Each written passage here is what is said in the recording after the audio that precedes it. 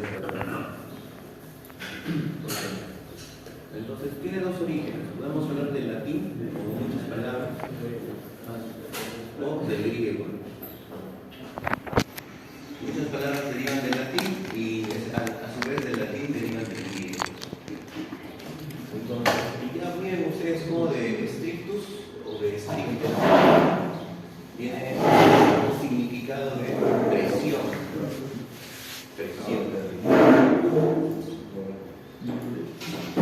O de énfasis, estrés, o también del griego, que es stringere, que significa provocar tensión.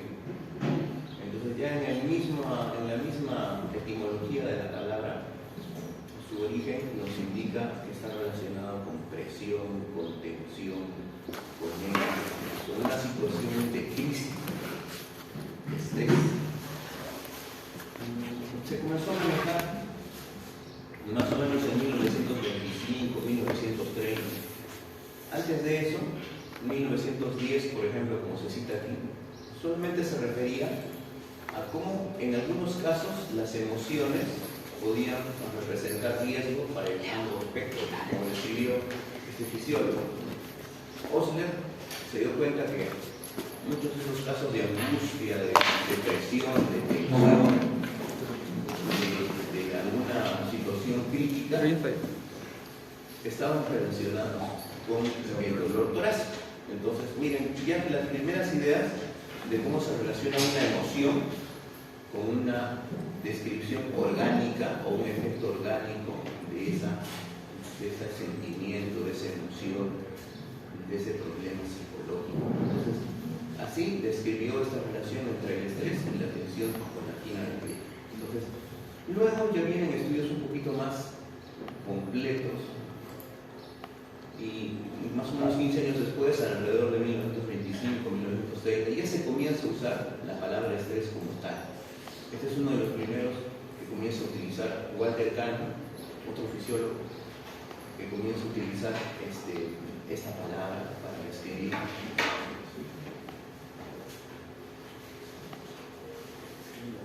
una resistencia a la disrupción al enfrentar un cambio o una forma de un efecto rebote. ¿Cómo se quiere mantener la homeostasis a través de este tipo de reacción? Entonces aquí ya fue un poquito más allá los estudios del estrés, de cosa del estrés. Ya no era simplemente emociones relacionadas con un evento orgánico, situaciones de tensión que provocaban una reacción en el organismo, sino aquí este investigador, luego de desarrollar su descripción sobre la homeostasis, comenzó a decir que cuando se altera algo en este equilibrio, cuando se altera algo en esta estabilidad, pues eso es lo que genera un estrés, resistirse a la disrupción, presentar un rebote o resistir a una fuerza extrema. Pero el desarrollo de prácticamente todos estos estudios, o el énfasis, porque estos investigadores estudian diferentes temas de la fisiología. Recién están haciendo experimentos con animales, haciendo experimentos en cadáveres, o en algunas personas. Pero este hombre, endocrinólogo, pues, miren, hizo estudios mucho más abarcantes sobre lo que significaba el estrés. Entonces, si bien no es el primero que utiliza la palabra estrés, sino Walter Kahneman, es el que más se ha reconocido mundialmente por sus estudios del estrés. Hans Selye va a describir etapas del estrés, va a describir tipos de estrés, va a describir cómo el cuerpo reacciona ante el estrés, va a describir vías del estrés, va a describir cómo nervios y hormonas están relacionados con el estrés. Entonces, todo el conocimiento básico que se tiene del estrés y de su fisiología han sido descubiertos, han sido descritos por Hans Selye. Él hizo un experimento con ratones del laboratorio, que le permitieron describir patrones de enfermedad comunes en ratoncitos que eran sometidos a diferentes tipos de estrés. En un momento vamos a leer esa parte. Entonces, tenemos que comenzar primero por lo que describió Walter Kahneman. Esto ya sabemos qué cosa es homeostasis. Un mantenimiento intencional del medio interno que se establece por procesos fisiológicos coordinados. Los sistemas de control fisiológico se oponen al cambio, operan por mecanismos de retroalimentación negativa, que consisten en un sensor que detecta el cambio, un integrador que compara estos cambios y finalmente un efector que puede volver la función alterada detectada a un rango normal. Entonces miren esta descripción de la homeostasis de Kahneman, de Walter Kahneman, ya inclusive con antecesores en Wagner, que más abajo se menciona. Describe tres componentes de este sistema de homeostasis.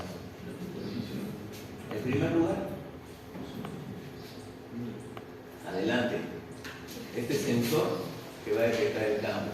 Ejemplo de sensor, fotorreceptor, quimioreceptor, ¿verdad? Hay algunos sensores de temperatura en el organismo.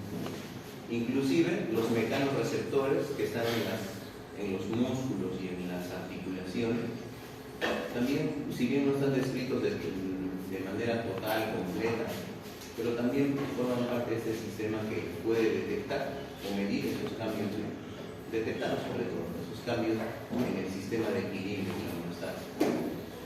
Luego de eso describe el integrador o componente. Entonces, luego de que se mide ese cambio, tiene que haber este sistema que tiene que advertir si está elevada la presión o si está disminuida la presión, si está aumentada la volemia o está disminuida la volemia. Ese integrador, ese comparador, es el que finalmente va a dar el punto de ajuste y va a actuar a través de medidas que van a cambiar esa situación para regresarla a la normalidad. Se insiste en que los principales sistemas de regulación de la homeostasis están ligados a una retroalimentación. ¿Qué quiere decir retroalimentación negativa? Quiere decir que cualquier cambio que altere esta homeostasis va a regresar por factores que influyen contrariamente hacia un equilibrio. Entonces el libro da este ejemplo, un ejemplo sencillo. El sensor de glucosa en las células detecta una disminución en la liberación de músculos, una disminución un aumento de la glucosa en la sangre. ¿Qué sucede? Un incremento de glucosa. Este sensor de glucosa en las células tiene una liberación de insulina y con esto una disminución de la glucosa en la sangre. Entonces viene una regulación de la glucemia y quedamos estáticos. Si se disminuye demasiado la glucosa, otra vez se pone en actividad para crear un equilibrio. Entonces actúa de manera contraria al estímulo que ha ocurrido. ¿Qué pasa con el aumento de la temperatura? Si ocurre un aumento de la temperatura, entonces se percibe ese aumento de la temperatura, se genera vasodilatación, se genera sudoración para que la temperatura vuelva a su estado normal. Si bien esa compensación no es completa, pero por lo menos trata de establecer una regulación de la presión. Entonces, así describe el sistema de retroalimentación negativo como algo que permite mantener siempre el equilibrio. Ahora, hay otros sistemas de retroalimentación positiva que son autolimitados o que tienen una actividad pasajera en el organismo. Por ejemplo, cuando se va a producir el parto, necesitamos que haya retroalimentación positiva para que los receptores de oxitocina que van apareciendo más mientras va avanzando el embarazo puedan producir las contracciones y la fuerza necesaria para producir la expulsión del bebé. Por ejemplo, la cascada de coagulación es otro ejemplo de retroalimentación positiva, porque inicia en un punto, pero a través de la cascada de coagulación puede ir cada vez potenciándose, aumentando y finalmente convertirse en un coágulo que permita la coagulación y de esta manera evite una hemorragia. Otro sistema de retroalimentación positiva, por ejemplo, cuando hemos hablado de los músculos. Los músculos hacen una sumación de fuerzas, hacen, por ejemplo, tetanio, ¿verdad? Porque se están sumando o se están aumentando uno tras otro. Entonces, así hay sistemas de retroalimentación positiva que, como ustedes ven, no apoyan a la homeostasis, no hacen que se vuelva a la normalidad, sino que generan un cambio momentáneo útil en ese instante, en esa situación, en esa circunstancia, con un objetivo. Una vez cumplido el objetivo, luego ese cambio desaparece. Hay otras medidas de cómo controlan esa sumisión, esa retroalimentación positiva. Obviamente, los que predominan son los mecanismos de retroalimentación negativa, si no, de lo contrario, pues sería imposible la vida, ¿no? Si no se pudiese controlar, por ejemplo, el final de la población, no se pudiese, por ejemplo, luego de que termina la expulsión, el útero se tiene que relajar, ¿verdad? O luego de que hay un esfuerzo máximo en una tetania completa, cuando alguien levanta un peso, ¿no? Luego hay relajación. Entonces, si bien estos sistemas son amplios, también existen otros de retroalimentación positiva. Entonces, ¿quién comenzó a hablar de homeostasis? Este otro médico, fisiólogo.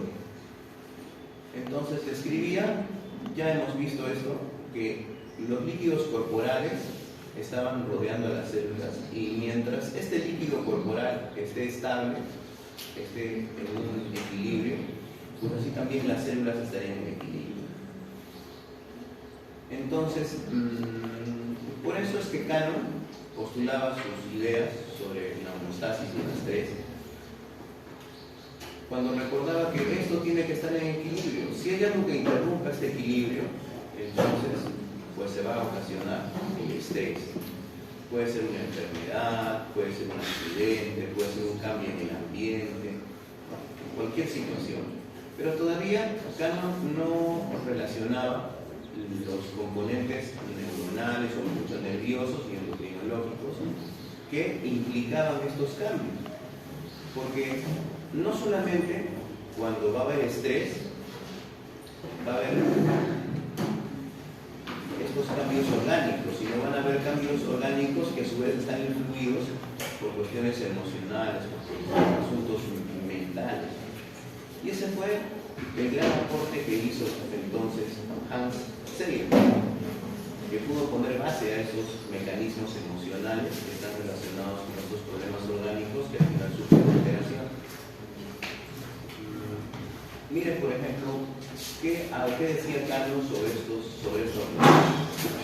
El concepto de ambiente interno estable recibió respaldo de Cannon, quien propuso que este tipo de estabilidad, que denominó homeostasis, este fisiólogo comienza a utilizar esta palabra, se alcanzaba por medio de un sistema de procesos fisiológicos coordinados de forma cuidadosa que se oponían al Cannon. Cannon señaló que estos procesos eran en gran medida automáticos e hizo énfasis en torno a que la homeostasis implica resistencia a las perturbaciones tanto internas como externas. Entonces, para él, ¿qué cosa era el estrés? Era una perturbación que alteraba la homeostasis. Hasta ahí podía expresar o explicar o describir qué cosa era el estrés. Entonces, él reconocía que había modificaciones del ambiente, modificaciones por las enfermedades, modificaciones que alteraban esta homeostasis. Y como él sabía que esta homeostasis estaba relacionada con las células, porque entendió el concepto de Claude Barnard sobre la composición de los líquidos extracelulares, entonces él decía, si hay cualquier perturbación interna o externa, se altera la homeostasis. Y eso que altera la homeostasis es el estrés. Entonces, como ustedes ven, ya se van estableciendo conceptos que relacionan la emoción con lo orgánico, ¿verdad? Los problemas externos o las adaptaciones que sufre este organismo para mantener su equilibrio, que genera estrés. Entonces, estamos sometidos constantemente a estrés. Pero esa era una de las conclusiones finales. ¿Qué más estableció Cannon? Un sistema de control homeostático consiste en serie de componentes. Los sistemas de control orgánico regulan la función celular, controlan los procesos de vida e integran las funciones de los sistemas corporales. Son de interés reciente los sistemas de control neuroendocrino, que influyen sobre el comportamiento. Los mensajeros bioquímicos que existen en el cerebro sirven para controlar la actividad neural, regular el flujo de información y por último influyen sobre la conducta. Estos sistemas de control median las reacciones físicas, emocionales y conductuales entre los factores estresantes. Como cualquier sistema de control, cada respuesta al estrés implica la existencia de un sensor, otra vez, recuerda, un sensor, ¿qué más? Un integrador y finalmente el efector que trata de revertir ese cambio. Entonces, miren cómo estaban estableciendo los principios para los cambios orgánicos, ya estaban haciéndolos más evidentes con respecto a su implicancia en el comportamiento, sobre todo relacionado con nervios y hormonas. Entonces, esta diapositiva es importante porque aquí ya vemos cómo la fisiología finalmente se está relacionando con la emoción. Los cambios o los sistemas de control neuroendocrino van a afectar finalmente su control también sobre la conducta, también sobre la emoción, incluso sobre el pensamiento. Si recordamos que todos estos obviamente dirigen también procesos orgánicos o mecanismos o funciones en el organismo. Bien, entonces,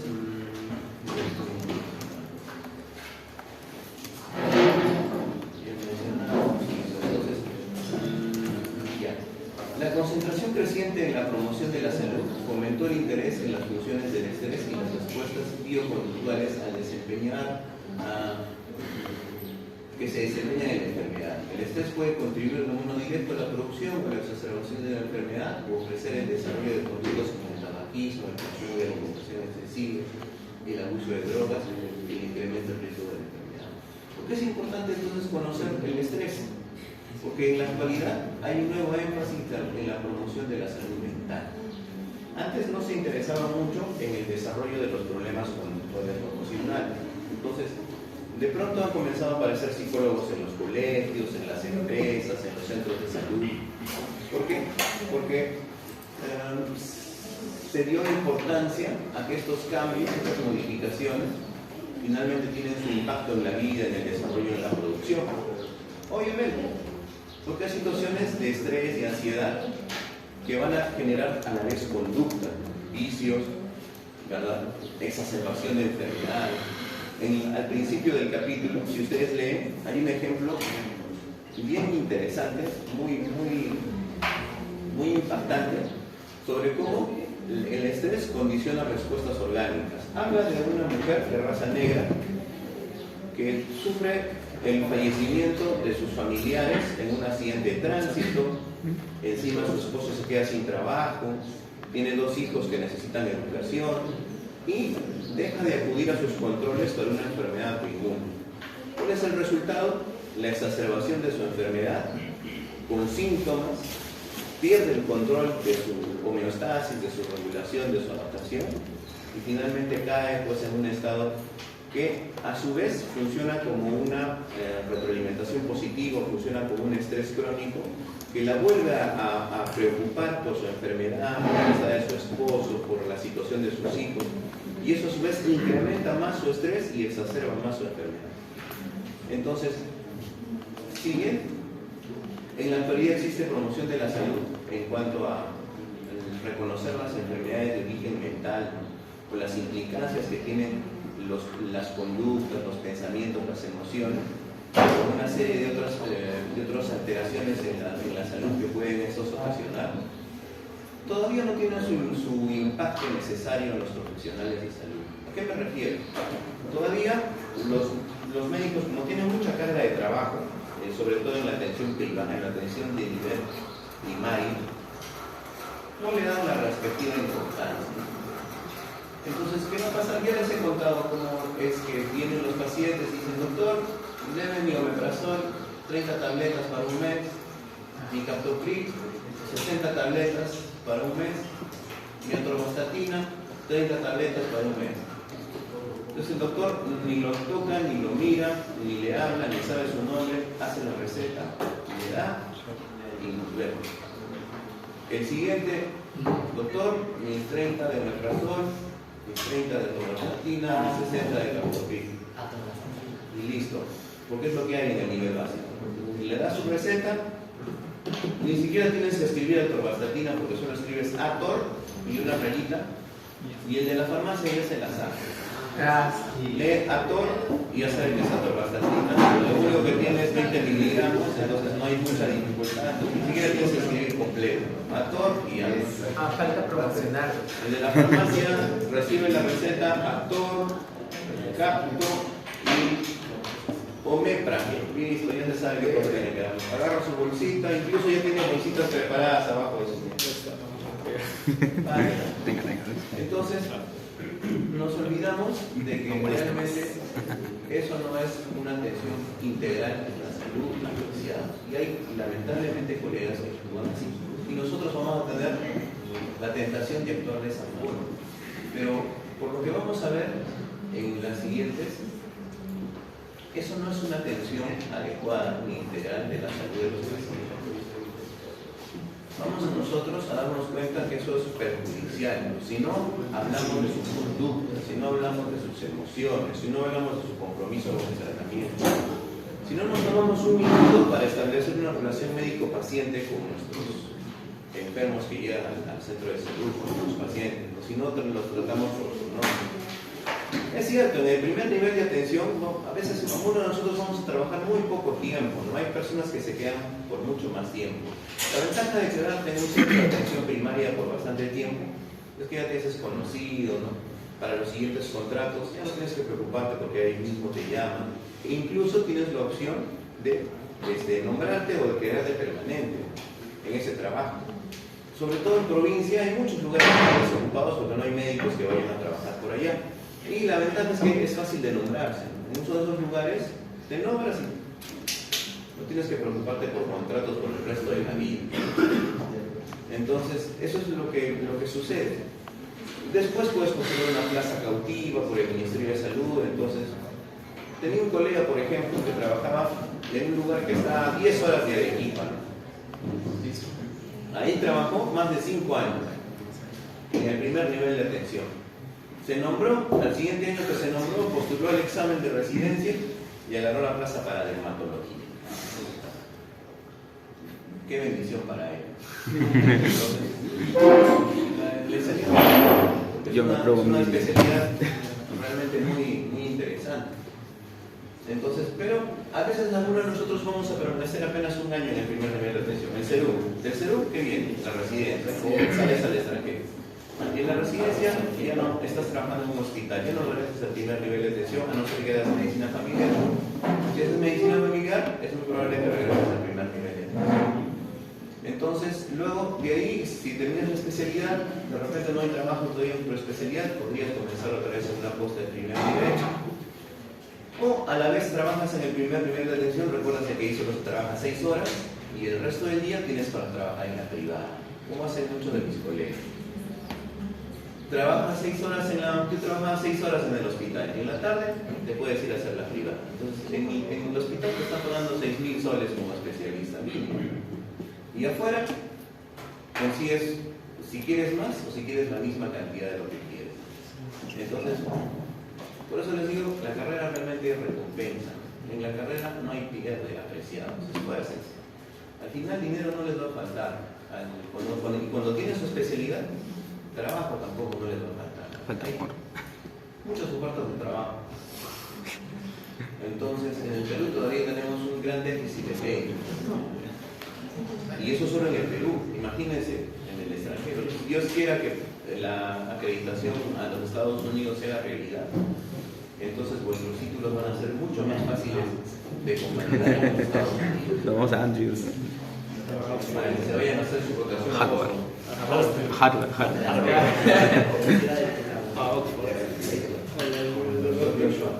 Al MIT.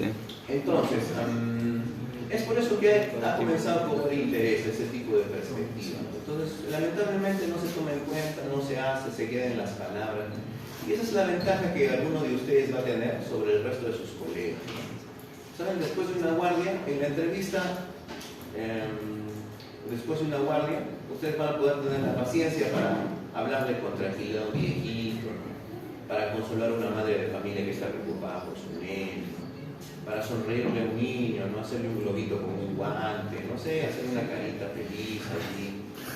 Porque nos interesa la integralidad o el ser humano completo, y no solamente la enfermedad apreciada. Y eso los va a diferenciar con respecto a sus otros compañeros de las otras universidades. Porque aquí se supone que estamos todos los días recordando que todos somos creación de un proceso fantástico, porque el ser humano es una maquinaria superior, y eso nos hace valorar a nuestros pacientes. Bueno, ¿qué dijo Selle además? Ya en la década del 30, llegó a la conclusión que los cambios eran manifestaciones de un esfuerzo del cuerpo para adaptarse a los estímulos. Selle describió el estrés como un estado que se manifiesta por un síndrome específico del organismo desarrollado en respuesta a cualquier estímulo que imponga una demanda sistémica intensa. Esa es la palabra clave de Selle, un síndrome. Él describió un síndrome, miren, ya está categorizándolo como una enfermedad, no simplemente como unos cambios. Ahora, en su carrera temprana, él hizo un experimento con los ratoncitos, creo que está aquí. Todavía no. Cuando hizo un experimento con ratas, notó que éstas sufrían un crecimiento suprarrenal, una atrofia del timo y úlceras gástricas. Entonces, las ratas eran sometidas a diferentes estímulos, pasaban hambre, luz prendida todo el día, sonido, movimiento, ¿no? Estímulos que generaban estrés, no los dejaban dormir, no los dejaban comer, los aislaban. Entonces comenzaron a presentar estos cambios que son muy comunes después para describir la fisiopatología o los cambios que se producen por el estrés. A pesar de que habían diferentes estímulos, todos los animales de experimentación experimentaban lo mismo.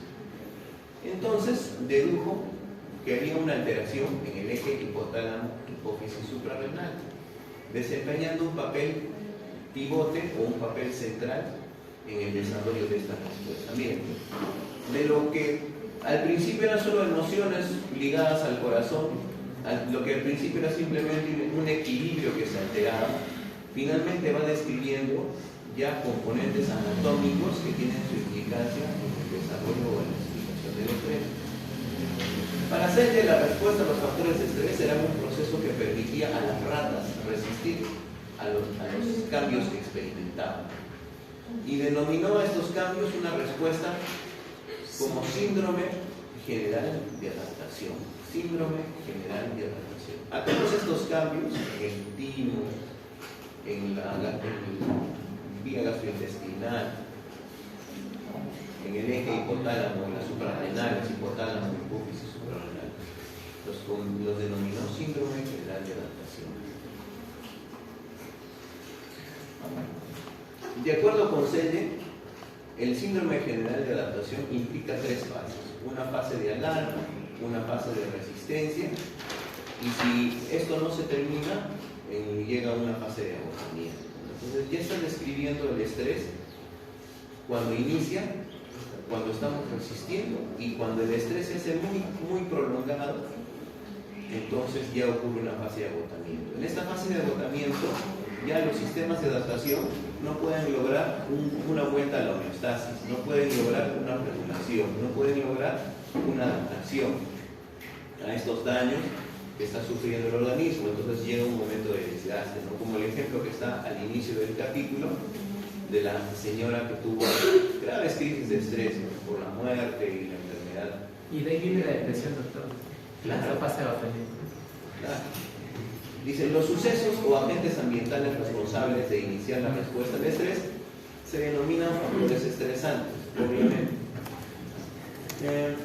Al explicar la respuesta al estrés, Selye propuso dos factores determinantes de la naturaleza de la respuesta: las propiedades del factor estresante y las condiciones de las personas que sufren el trastorno. Eso también es otro punto importante de Selye. ¿Por qué? Miren, entonces el estrés, esta respuesta, tiene que ver tanto con el factor estresante.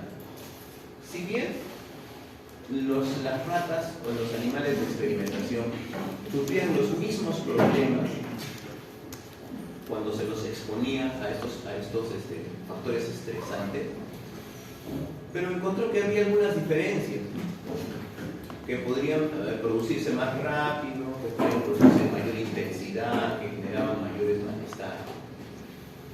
Por lo tanto, hay propiedades del factor estresante que podrían hacerlo más crítico, que podría incluso ser positivo. En serio, podría ser positivo. Y también el acondicionamiento de la persona para resistir el estrés. Entonces, aquí estamos hablando que podría haber una manera distinta de responder ante la crisis o ante la situación que nos esté provocando una necesidad de adaptación. Selye indicó que no todo el estrés generaba daño, y aquí acuña los términos eustrés y distrés. ¿Por qué? Sugirió que periodos leves y controlables de estrés podrían producirse como un estímulo positivo para el crecimiento y el desarrollo emocional e intelectual. Sin embargo, hay situaciones graves, prolongadas, que ya se componen como el distrés psicológico o físico que afectan la salud. Entonces, si bien hay situaciones que exigen adaptación, que pueden producir cambios, muchos de estos cambios pueden ser considerados positivos, ¿verdad? Y aquí entonces entramos en una parte importante para describir el estrés, como vamos a ver más adelante. Si consideramos que el estrés puede ser positivo, cambiaría entonces los efectos que podría provocar en nuestro organismo. Solamente nos bastaría con reconocer un estímulo positivo en esa situación crítica que estamos viviendo, para que a su vez tengamos la capacidad suficiente para soportar el estrés. ¿Por qué? Porque al inicio, por periodos leves y controlables, ese estrés puede convertirse o percibirse como algo positivo. Inclusive, ahora estudiando la carrera, hay momentos en donde realmente no hay tiempo para nada. Hace una semana hablaba con uno de sus compañeros y me decía: yo a las 6 en punto estoy comenzando mi estudio, ¿no? Termino de despedir el sábado, abrazo a mis amigos y me voy directo a estudiar, porque tengo mi tiempo programado de esa manera. Si yo me excedo en usar el sábado por la noche en otras cosas que no están en mi plan, no voy a alcanzar de lograr mis metas durante la semana. Entonces, ese estudiante ya entendió que el estrés, cuando lo tomas de una manera positiva, no simplemente porque es un periodo leve y breve, sino que tú mismo mentalmente lo condicionas como un factor positivo, podría convertirse en un estímulo para el crecimiento y el desarrollo personal e intelectual. ¿Está bien?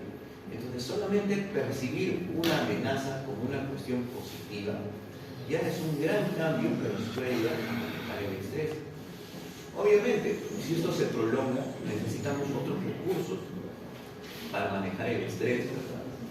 Entonces, esto es importante apreciar, porque a veces hay personas que con simples hechos pueden quedar reducidas a la imposibilidad, a la falta de respuesta ante una situación: muerte de un familiar, pérdida de trabajo, desaprobación de un curso, separación, infidelidad, crisis con los compañeros de trabajo, alteraciones en la salud.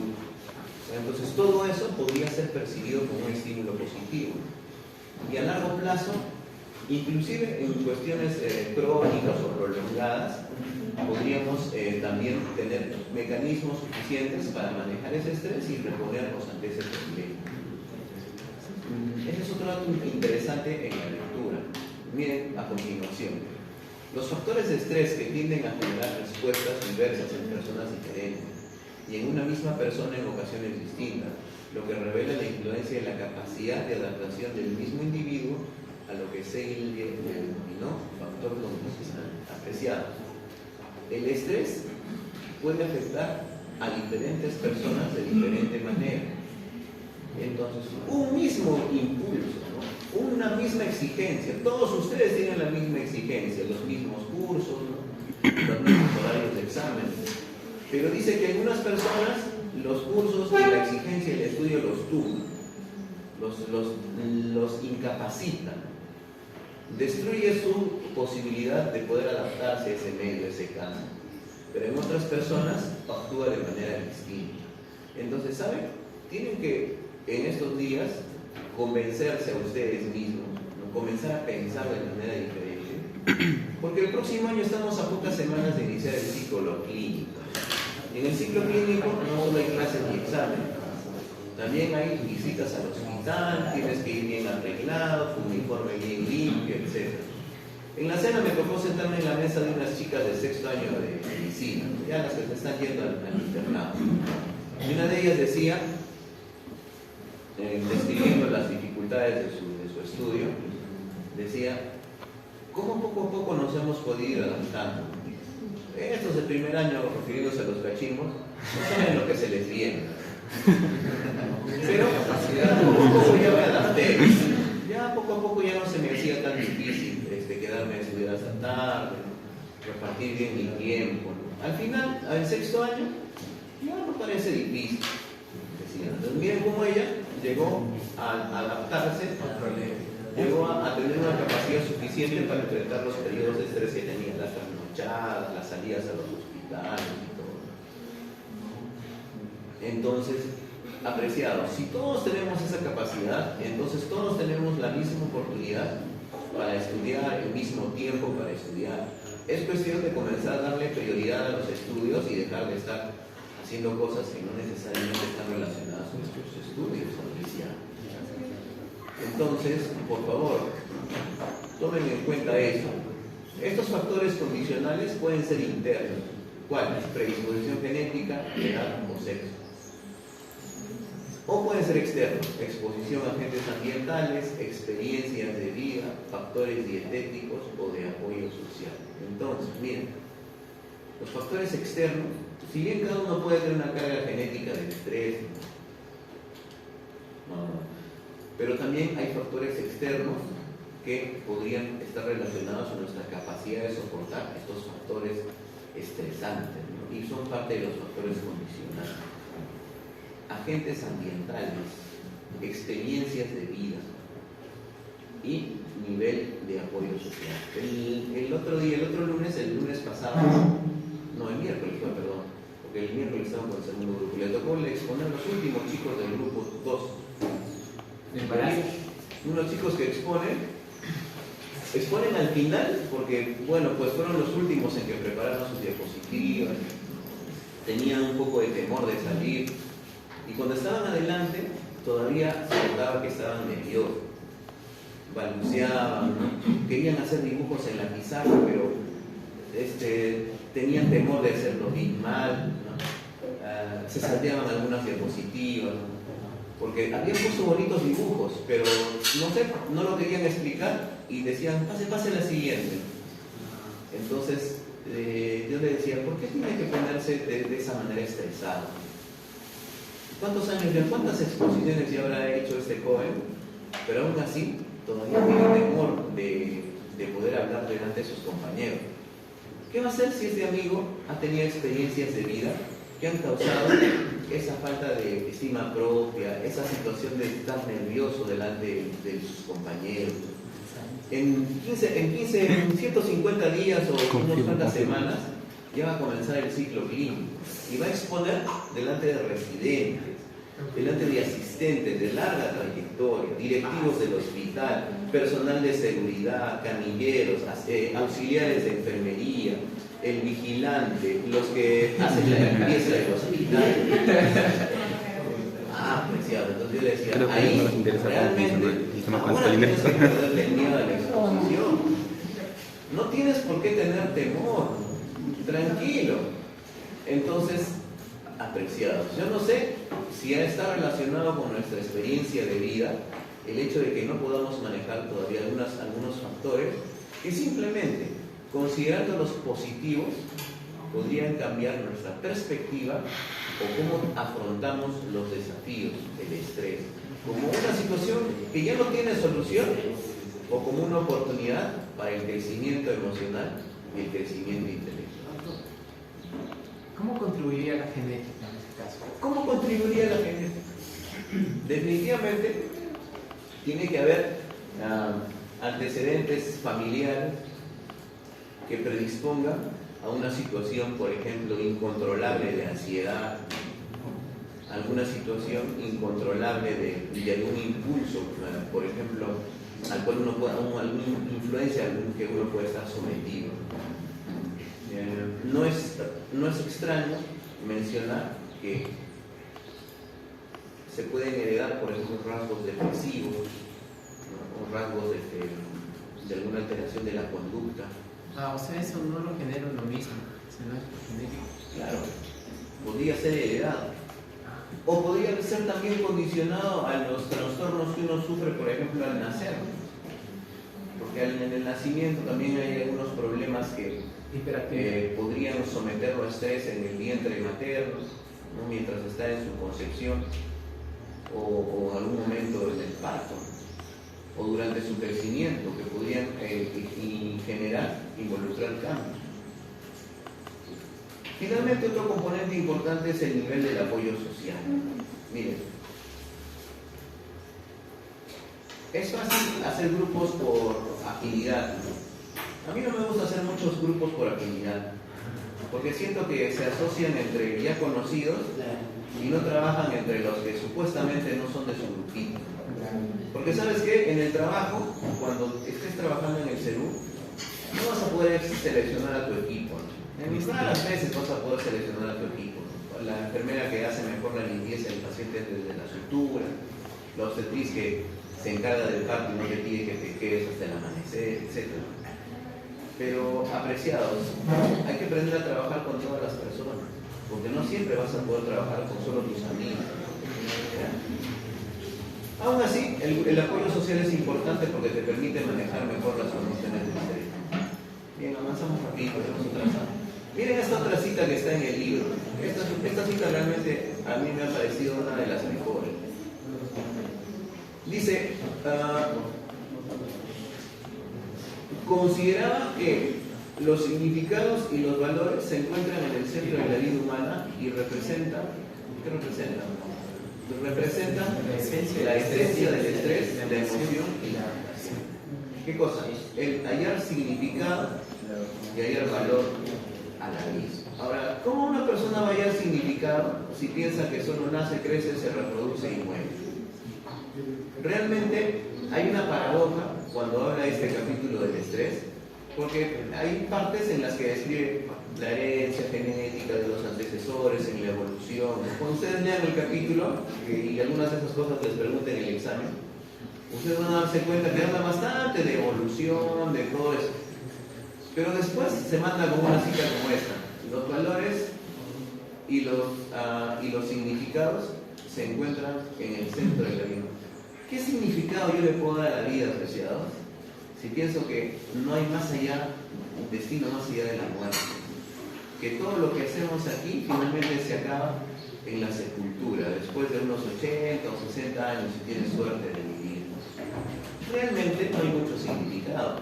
Y por eso la gente se muere. ¿Por qué? Por depresión, por estrés, no encuentra solución a la vida. Le parece tan difícil manejar una enfermedad, una deuda, una infidelidad, una traición, una falta de oportunidad.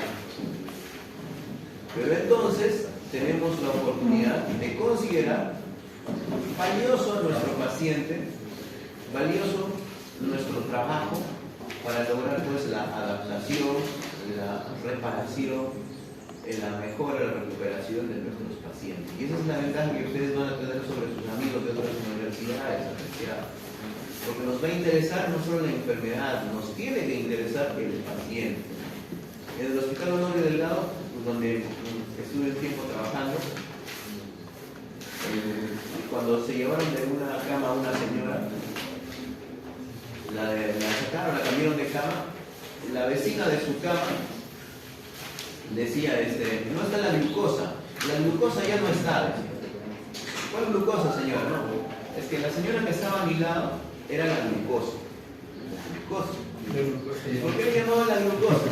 Porque los internos le decían la glucosa. Seguramente era una paciente que estaba con diabetes no compensada o alteración de la glucosa. Entonces, tanto le llamaban la glucosa que su vecina de cama ya le había puesto su nombre glucosa. Porque así la llamaban, así llaman a los pacientes. La pancreatitis, la apendicitis, la loratadina, la colecistitis, etc. Bueno, apreciados, hay maneras diferentes de tratar a nuestros pacientes. Bueno, para ir terminando, hay respuestas al estrés, ya componentes del sistema eje hipotálamo hipófisis suprarrenales. Todos estos sistemas están encargados de diferentes reacciones en nuestro organismo. Ya eso lo hemos visto cómo actúa el sistema simpático. Aquí hay un cuadro sobre las hormonas que desempeñan su función en el estrés. Es un cuadro muy interesante para revisar, por favor. Hay una integración del estrés y el sistema nervioso, ya se describe en el libro. ¿A qué se refiere alostasis, doctor? ¿Perdón? Alostasis. Alostasis se refiere a un término que describe los cambios fisiológicos en los sistemas neuroendógenos y autonómicos. Se refiere a estos cambios que pueden originar alteraciones en el organismo. La persistencia o acumulación de estos cambios alostáticos, por ejemplo, supresión, activación del sistema nervioso simpático, etc., se denominan carga alostática y este concepto es utilizado para medir los efectos acumulados en el estrés humano. ¿Qué son cambios alostáticos? Estos cambios que van a generar alteraciones producidas por el estrés. Esta carga alostática es obviamente toda esa suma de esos cambios orgánicos que produce esa situación estresante. Aquí hay componentes nerviosos que están implicados en la respuesta al estrés. El sistema límbico, por ejemplo, que atiende componentes emocionales. La corteza cerebral, que participa en la vigilancia, en la cognición y la atención dirigida. Obviamente, la corteza cerebral es la que nos interesa por su manejo voluntario de muchas actitudes, ¿no? Que podría ser reforzada por alguna situación estresante o podría ser controlada cuando nosotros consideramos un evento estresante como un asunto no peligroso, sino un positivo, no más un problema, una oportunidad. Y el tálamo, que también va a ser como un centro de retransmisión, que va a clasificar o que va a reorientar los impulsos que se reciben. También está el hipotálamo, obviamente, como un sistema controlador del sistema endocrino, y el sistema reticular activador, que modula el estado de alerta, que también está relacionado con la tensión muscular y también tiene su respuesta en ocasiones del estrés. Aquí se describe también el locus coeruleus como un componente importante en el manejo del estrés, sobre todo porque se está interrelacionado con la corteza, interrelacionado con el hipotálamo, interrelacionado con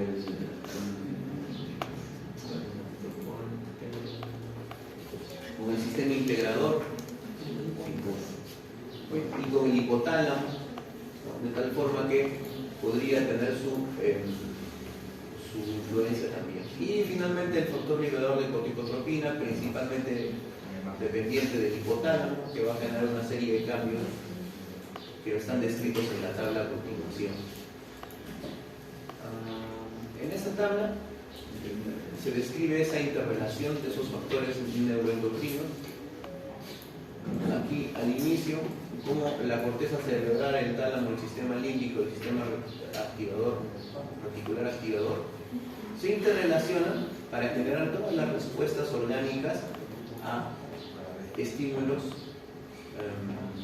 que pueden estar sometidos el cuerpo o algún factor estresante, condicionando las respuestas emocionales, condicionando la respuesta para la vigilia, el estado de tensión de los músculos. Esto a su vez, la vía más importante, el eje hipotálamo, hipófisis suprarrenal. ¿Por qué?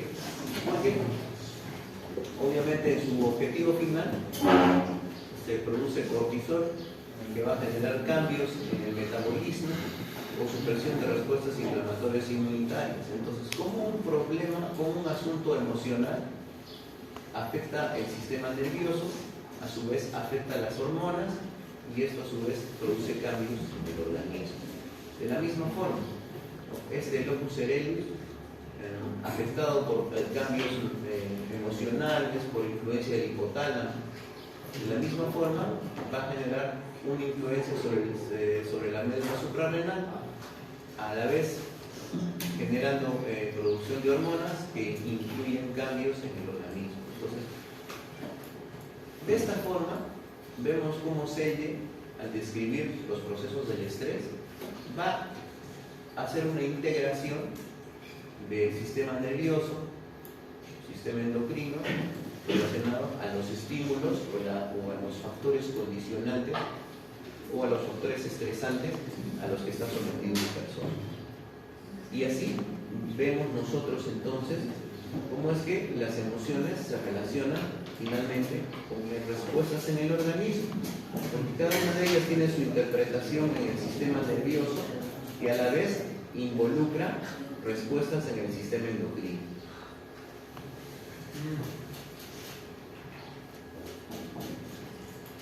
Aquí hay otro gráfico que describe estos procesos a nivel anatómico, cómo es que el hipotálamo finalmente va a generar esas hormonas que van a ser almacenadas y a partir de ahí van a generar su respuesta. En el sistema inmunitario, por ejemplo, puede atravesar la barrera hematoencefálica generando la producción de citocinas. Estas citocinas a su vez generan esta misma interacción con el hipotálamo, ¿no?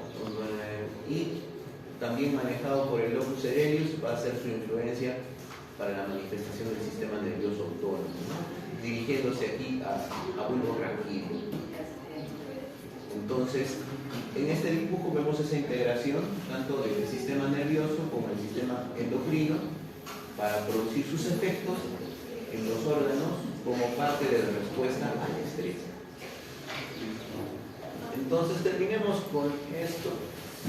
Hay respuestas inmunitarias, obviamente, desencadenadas por el estrés. Miren, el estrés por sí mismo no es negativo o deleterio para la salud. La respuesta al estrés está diseñada para tener un límite temporal y ser protectora. Pero en situaciones en que la activación de la respuesta es prolongada como consecuencia de la presencia de factores del estrés excesivos o crónicos, podría causar daño a la salud. La manifestación más clara de este problema es el síndrome de estrés postraumático o el trastorno del estrés postraumático. Es un ejemplo de activación crónica de la respuesta al estrés. Deriva de una experiencia o de una experimentación de un trauma intenso. En este trastorno, la memoria del suceso traumático parece intensificarse. Los recuerdos del suceso se acompañan de una activación intensa del sistema neuroendocrino. Entonces, un ejemplo de estrés crónico es el trastorno de estrés postraumático, que a veces necesita actuación de psicoterapia o de psiquiatría, ¿no? para el manejo de los calmantes o sedantes, para llegar a manejar.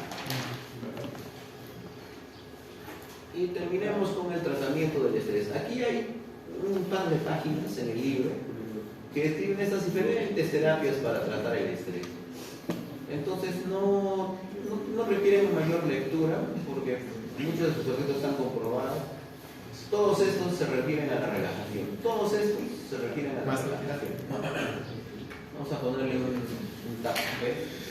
¿Por qué? Por ejemplo, la imaginación guiada. ¿Qué es la imaginación guiada? Cuando se recuestan en el diván y comienzan a relatar, cuéntame, ¿verdad? ¿Qué cosa te pone mal? Comienza a contar qué cosa le hace mal, cuál es el problema, y a la vez el terapeuta le guía en la formación de imagen. ¿Se acuerdan que el psicólogo Arón utilizó esa estrategia con nosotros un día de medicina de noche, un día de noche de lunes médico? ¿Saben dónde lo utilizó? En el salón de actos. Se puso al frente y dijo: cierren los ojos e imaginen un lugar muy bueno donde están ustedes. ¿Qué ocasionó eso? Ocasionó un periodo de relajación para manejar el estrés. Imaginación guiada. Puedes mencionarle al paciente, a la persona que esté estresada, pedirle que cierre los ojos y guiarle en una situación favorable, positiva, el recuerdo de sus problemas. Y esto, según el texto, produce una reorganización de nuestros pensamientos, y esa reorganización es positiva. Habla de la musicoterapia, masoterapia. Ustedes muchos han llevado el taller de masoterapia. La biorretroalimentación, esto sí merece una mención aparte. ¿Qué es la biorretroalimentación? Es una técnica en la cual una persona tiene muchos sensores, respiratorio, de la frecuencia cardíaca, etc. Y tú puedes ver estos cambios de parámetros en un monitor. Entonces, ¿alguna vez se han puesto el oxímetro de pulso y han aguantado la respiración? ¿Y han visto cómo la saturación va disminuyendo? O si no, se relajan, se recuestan y ven cómo su frecuencia cardíaca va disminuyendo. En eso consiste la biorretroalimentación. Uno aprende a controlar su desempeño fisiológico mirándolo en una pantalla.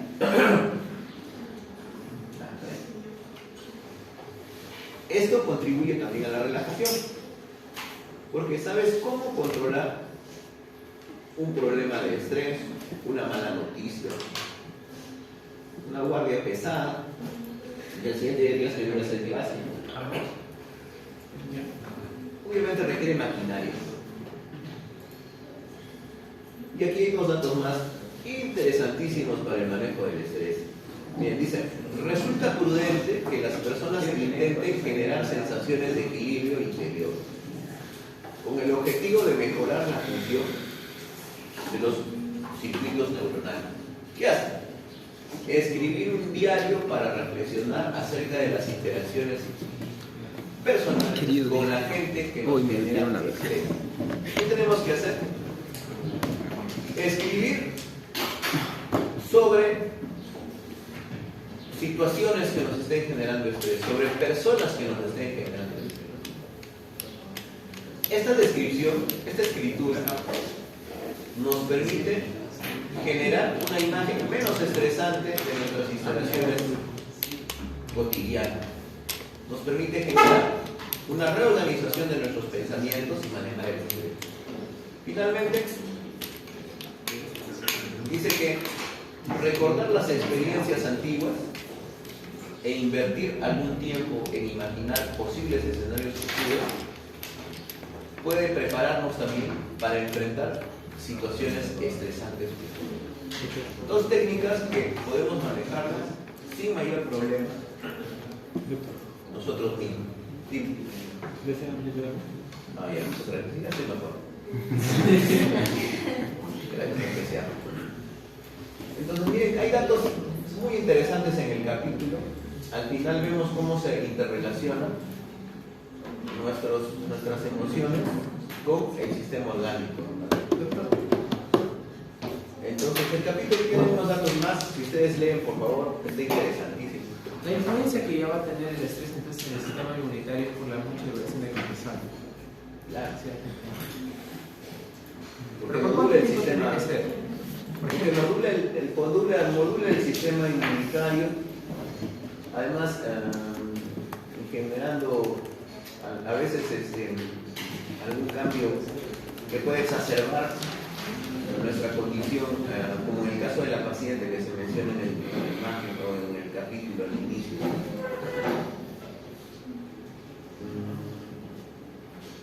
Entonces, bueno, nos da una oportunidad para nuevamente recordar una atención integral de nuestros pacientes. Para que no solo lo veamos como un hígado, como una rodilla, como un par de cosas. Es el domingo. Sino que tiene muchos componentes nuestros pacientes. Pueden recibir un mejor trato de nosotros. Ya desde cómo los recibimos, cómo los tratamos. Cuando trabajaba en las ambulancias de atención domiciliaria de salud, había pacientes que solo te llamaban para conversar un rato. Conversaban un rato y ya, y para eso te pagaban. Bueno, realmente era exagerado, pero la mayoría de nuestros pacientes eran abuelitos, ¿no? Que vivían solos. Querían que les tomes la presión. Estoy con hipertensión, decían, sí, me duele la cabeza. Le tomabas la presión, conversabas un rato y decían, ya no me duele la cabeza, gracias. Entonces simplemente necesitaban un poco de atención, un poco de aprecio. Bueno.